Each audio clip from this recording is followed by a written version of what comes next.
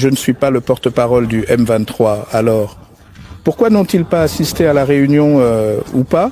Je ne suis pas très confiant à ce sujet. Le gouvernement à l'époque que je dirigeais et tous les autres acteurs, les acteurs congolais,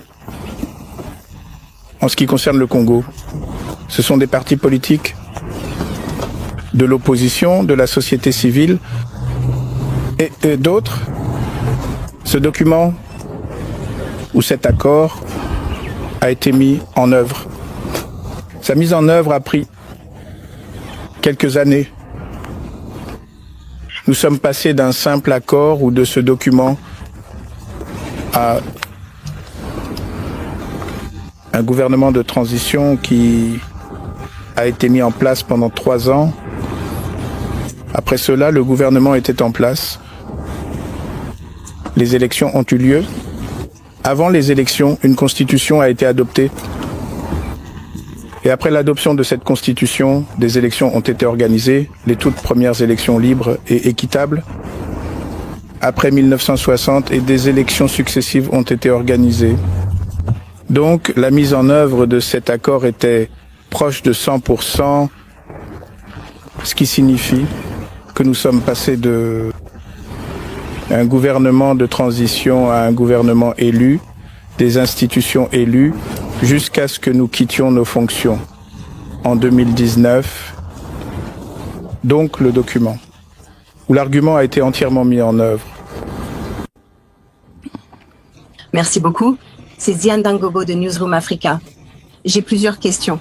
Si vous pouviez nous dire quelle était la nature de vos discussions avec le président Mbeki tout à l'heure et qu'est-ce qui vous a amené en Afrique du Sud pour avoir cette réunion en particulier. Mais aussi, peut-être pouvez-vous nous donner votre évaluation sur les raisons pour lesquelles la situation dans l'Est de la RDC reste si fragile. Juste hier, le M23 a déclaré qu'il ne participerait pas lors de la réunion à Luanda. Alors, comment résolvez-vous cela si les gens ne veulent pas se rassembler autour de la table? Et enfin, de mon côté, que pensez-vous du retrait des troupes semi-RDC?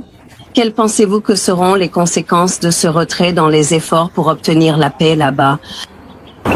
Eh bien, ce sont beaucoup de questions. Je ne pense pas me souvenir de tous, mais merci.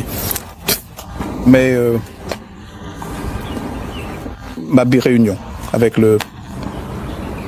l'ancien président Mbeki découle d'une invitation. Quand nous sommes rencontrés à Windhoek, je crois que c'était il y a 2 semaines, il voulait savoir ce qui se passait au Congo. Alors, il m'a invité. Et c'est pourquoi je suis venu le voir. 2 ou 3 des questions. Je ne suis pas le porte-parole du M23. Alors, pourquoi n'ont-ils pas assisté à la réunion ou pas? Je ne suis pas très confiant à ce sujet. Ils ont certainement leurs raisons. Et vous pourriez avoir d'autres moyens de leur poser des questions. Mais quelle était la 3e question? La 3e était, qu'est-ce que vous croyez? Les conséquences du retrait de la semi-RDC de l'Est de la RDC vont être importantes, étant donné à quel point la situation reste fragile. Et vous savez, les personnes qui sont censées être autour de la table ne viennent pas à la fête. Je n'ai pas suivi de très près la situation ou le déploiement. Et bien sûr l'annonce du retrait de certaines forces en RDC. Notre point de vue a toujours été, et c'est ce que j'ai dit il y a quelques semaines, cela,